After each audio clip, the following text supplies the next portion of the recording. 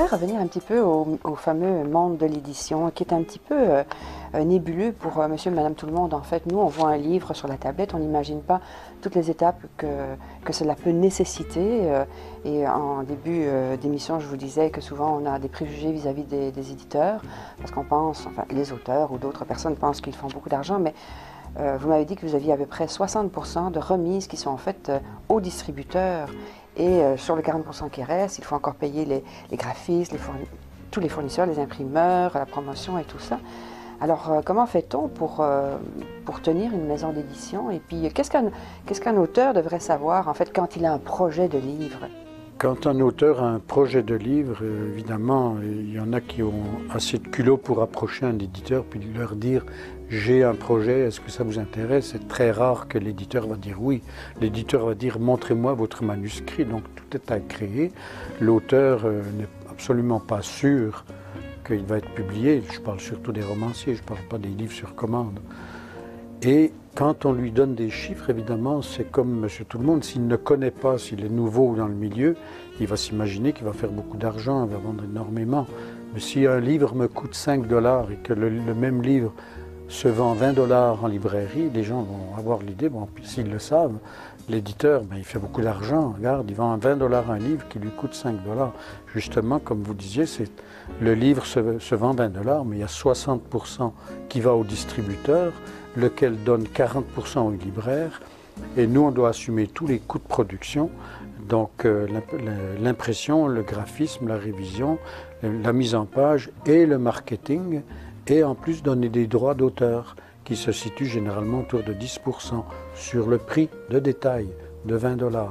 Donc le 8 $ devient déjà 6 $ qu'on va toucher, et là-dessus il faut payer tous les coûts de production. Ce qui veut dire, au bout du compte, que le 20 $ par rapport aux 5 $ n'est pas assez élevé, parce qu'on ne compte pas les frais généraux. Donc... Alors, le milieu du livre ici au Québec est assez subventionné, en fait. Hein. C'est pas la même chose en France. Le Québec, le Canada, en général, est assez généreux, malgré toutes les plaintes qu'on entend, avec ses créateurs. Dans l'édition, on a des programmes qui existent depuis longtemps, qui varient, qui augmentent un peu ou qui diminuent un peu selon les gouvernements en place, à Ottawa surtout, et qui fait que certains éditeurs vont survivre grâce à les petites maisons d'édition de poèmes, par exemple, grâce à ces subventions-là. C'est quoi un livre qui se vend bien finalement? Quand on dit c'est un best-seller au Québec, c'est combien d'exemplaires ça? Tout est relatif. Dans le domaine littéraire, la moyenne de vente d'un livre au Québec, vous allez peut-être être surpris, c'est 800 exemplaires 800 à 1000 exemplaires. Maximum. Évidemment, on fait abstraction du livre pratique. Mais là encore, si on prend toutes les catégories de livres, pratiques, communiqués sous forme de livres, etc., livres scolaires et tout, ça reste 3000, ce qui est peu. Mais il ne faut quand même pas trop se complexer avec ces chiffres-là, parce que la France, qui a quand même 10 fois plus notre population, ne fait guère mieux. Il faut dire que la production est plus grande, donc les ventes s'éparpillent. Mais les points de distribution au Québec sont environ quoi? 500 points de vente au Québec? Un distributeur qui prétend avoir 500 points de vente et qui sert 500 points de vente, c'est exceptionnel. Il va vous dire qu'il a 500 ou 600 points de vente et il en sert efficacement 250. Alors un auteur qui est impatient de publier, est-ce qu'il n'est pas mieux de publier à compte d'auteur en disant « moi je produis mon livre, je le vends moi-même et puis voilà ». Non, parce que, pour plusieurs raisons. D'abord parce que ça lui demande un investissement financier pour des ventes qui seront probablement très faibles parce qu'il n'y a aucun distributeur qui va prendre son livre. Pour prendre les livres d'un éditeur, un distributeur demande non seulement une production suivie, un programme important, et il va s'intéresser s'il a des best-sellers envisageables. Tandis qu'un auteur qui décide de publier à compte d'auteur, il peut le faire si c'est un livre pour sa famille, ses amis, s'il n'a pas d'ambition littéraire. Mais il faut bien comprendre que s'il s'est fait refuser à 4 ou 5 endroits, c'est qu'il n'est pas un auteur, il n'est pas né auteur, il n'est pas écrivain ni auteur. Donc il faudrait qu'il l'accepte, ce que peu de gens admettent. Par contre, d'un autre côté, il y a des très bons auteurs les livres dorment sur des rayons ou dans des boîtes et qu'ils ne sont pas découverts. Ça, c'est dû au système de communication où il n'y a pas de promotion, ou encore les libraires boudent le livre pour une raison ou une autre. Ça peut être même qu'ils n'aiment pas la couverture, ça peut être le sujet, mais le livre peut être très bien écrit. Qu'est-ce qui fait le succès, le grand succès d'un livre? Qu'est-ce qui a fait le grand succès de Da Vinci Code, par exemple? Ça reste un peu mystérieux. Quand on découvre un auteur, je lis un auteur, j'ai acheté il y a quelques années Les Bienveillantes, qui était le prix Goncourt, et je me suis rendu à la moitié, et puis je n'ai pas compris pourquoi cet auteur-là, qui écrivait très bien, mais le sujet était tellement rébarbatif, je n'ai pas compris pourquoi lui avait eu ce prix Goncourt-là. Donc c'est une réflexion qu'on se fait souvent. Pourquoi cet auteur-là et pas celui-là? Ça reste très subjectif finalement, Tout à fait. mais on se pose aussi des questions quand on va dans les salons du livre et tout ça. Pourquoi tels auteurs sont des vedettes? Et comment se fait-il qu'on parle toujours des mêmes écrivains? Est-ce qu'ils ont une recette secrète selon vous? Est-ce que c'est comme pour la chanson? Vous savez, il y en a qui écrivent des chansons à succès. Ils savent que s'ils ont telle thématique, telle approche, ça va être un succès garanti. Est-ce que c'est la même chose pour le livre? Je ne pense pas. Je dirais que pour la chanson, c'est plus facile à percevoir. Parce qu'un chanteur qui aura un style très particulier, on va le voir tout de suite. Un livre, il faut le lire. Et qu'est-ce qui fait qu'il y a toutes sortes de préjugés aussi? Qu'est-ce qui fait qu'un auteur va percer et un autre pas? Désolé de le dire, mais si vous avez des auteurs français qui débarquent ici, qui sont souvent pas très connus, vont avoir un succès du simple fait qu'ils sont européens. Tandis que les auteurs d'ici ont encore aujourd'hui de la difficulté à passer la rampe des médias. Nul n'est prophète en son pays, quoi, Tout à fait. finalement. C'est ça. Mais dites-moi, là, vous auriez pu prendre une retraite, voyager, vous reposer. Comment se fait-il que vous êtes toujours là-dedans? En faisant de l'édition, dans un sens, je me repose, même si des fois je me lève à 5 heures du matin, que je travaille jusqu'à 10 heures. Pour moi, c'est un délassement, puis j'aime beaucoup ça, l'édition, le livre, la librairie. La retraite, je trouve que c'est dépassé, cette façon de vivre-là. Si vous êtes en santé, bon, alors pourquoi pas en profiter, ce qui n'empêche pas qu'on peut voyager. J'ai voyagé pas mal, puis j'ai aussi des loisirs, mais pas beaucoup depuis quelques temps. Vous auriez pu vous asseoir sous vos lauriers. Vous avez reçu le prix Fleury-Mépelé, décerné au Salon du Livre de Montréal en 2004. Vous auriez pu dire, bon, ben, ma carrière a été honorée, reconnue et tout ça. Donc vous auriez pu vous reposer. Est-ce que vous avez d'autres rêves? Ah, j'ai toujours des rêves, mais la plupart des rêves, on ne peut pas les réaliser, mais j'ai bien des rêves, j'ai beaucoup de rêves, oui. J'aimerais effectivement encore voyager beaucoup, puis j'aimerais, je ne sais pas si j'ose dire ça, j'aimerais aussi un petit peu toucher la plume. C'est ça, est-ce que vous écrivez? J'écris en cachette. Cachette.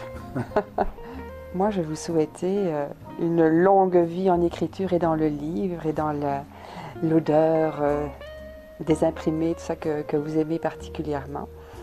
Et j'aimerais que vous continuiez encore à marquer le milieu du livre au Québec par toutes vos nouvelles collections que vous avez sorties ici. Donc je vous remercie infiniment d'avoir accepté notre invitation. C'est moi qui vous remercie, ça m'a fait grand plaisir. Mesdames et messieurs, si vous le permettez, nous faisons une courte pause et nous serons de retour avec vous dans quelques instants. Le salon est vaste, c'est beau, il y a plein de vedettes ici. J'ai croisé Michel Tremblay, Dany Laferrière, plein de gens.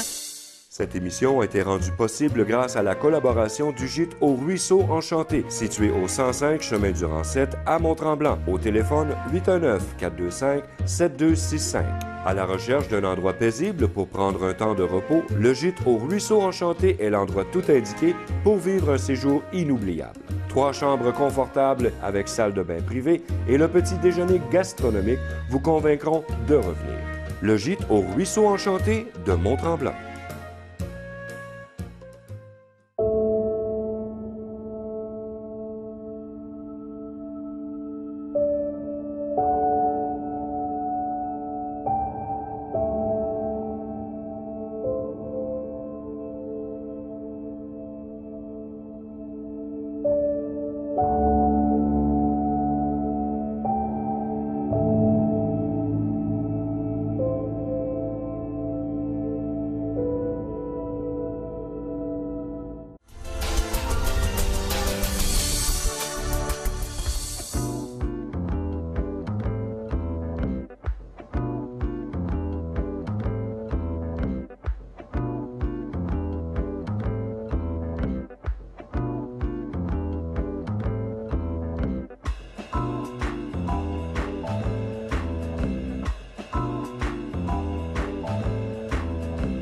Ça se planifie des mois à l'avance, un salon. Hein?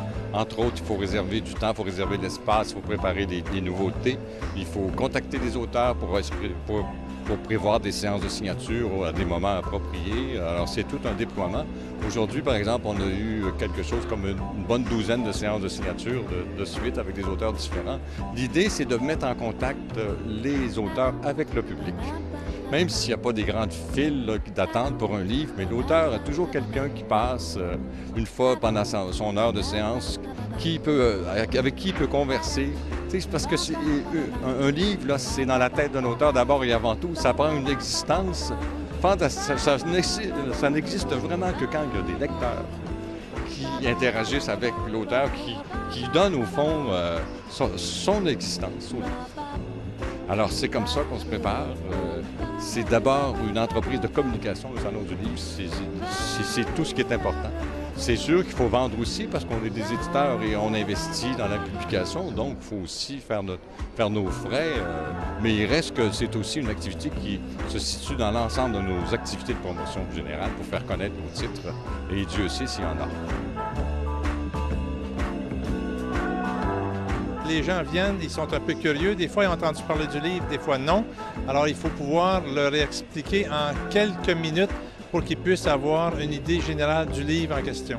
Mon objectif, moi, c'est que les gens prennent mon livre et adoptent des comportements qui sont proposés dans le livre, c'est-à-dire se construire en milieu naturel, oui, mais en ayant comme idée de protéger le milieu naturel, protéger l'environnement pour leur bien-être à eux en premier. Il y en a quelques-uns qui avaient déjà entendu parler de mon livre à la radio. Alors, c'était intéressant de les voir, voir leur première réaction et puis ensuite les voir comment ils réagissent à ce que moi je leur présente. Je vous remercie infiniment. Vous souhaite un bon salon. Bienvenue, merci, ça m'a fait plaisir. C'est mon 4e salon cette année, mais c'est la première fois à Montréal. Je suis de Montréal et c'est un beau salon. Je suis très privilégiée d'être ici. C'est le prix du livre d'affaires 2009 qui était décerné par la Coop HEC cet été. Alors, le jury a beaucoup apprécié le contenu de mon livre et j'étais particulièrement fière que ce soit dans la catégorie guide pratique, parce que c'est un livre d'intérêt public, un livre qui est écrit dans un langage très simple et c'est essentiellement le fruit de mes observations dans des entreprises que je livre là-dedans. Donc, ce n'est pas un livre théorique.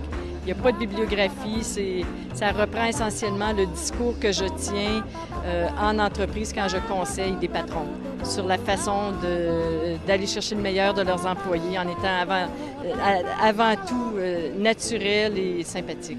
Le distributeur a installé son kiosque, l'éditrice m'a indiqué à quel moment j'avais mes séances de signature. Alors moi, j'arrive en toute simplicité, je m'assois, les gens ici m'apportent un verre d'eau, puis je suis là disponible à jaser avec les gens. Le salon est vaste, c'est beau, il y a plein de vedettes ici. J'ai croisé Michel Tremblay, Dany Laferrière, plein de gens, mais c'est aussi tous les gens qui s'arrêtent de tous les âges, la diversité de livres.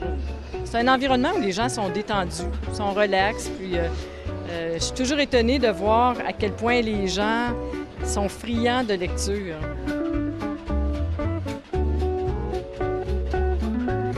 Je travaille pour les éditions Broquet, d'Antoine Broquet, le fils. En fait, je suis infographiste et je viens travailler au Salon du livre pour quelques jours, en fait. Que le monde puisse s'intéresser à la lecture, peu importe ce que c'est, peu importe le sujet, je trouve ça très important. Puis je veux que le livre demeure et je crois sincèrement qu'il va demeurer aussi pour longtemps.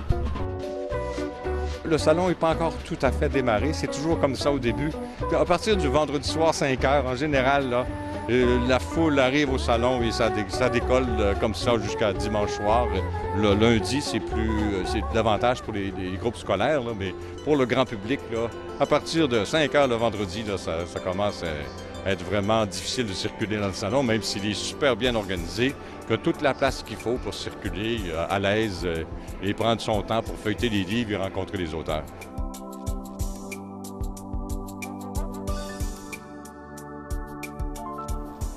Mesdames et messieurs, voici qui termine notre émission. Nous espérons que vous avez passé un très bon moment en notre compagnie. À la prochaine! Encourageons les entreprises d'ici qui nous reçoivent et nous servent fièrement en français. Les entreprises d'ici qui nous offrent des produits où tout est en français. Les emplettes de Noël, c'est en français que ça se passe. Impératif Français vous souhaite une heureuse francisation et un joyeux Noël, tout en français.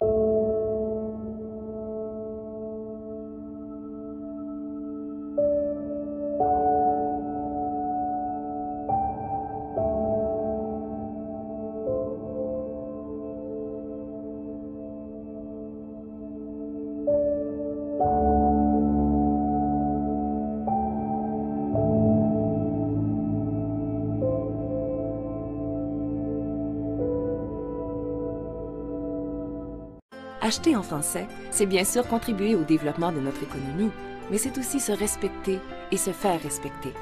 Les emplettes de Noël, c'est en français que ça se passe. Impératif Français vous souhaite une heureuse francisation et un joyeux Noël, tout en français.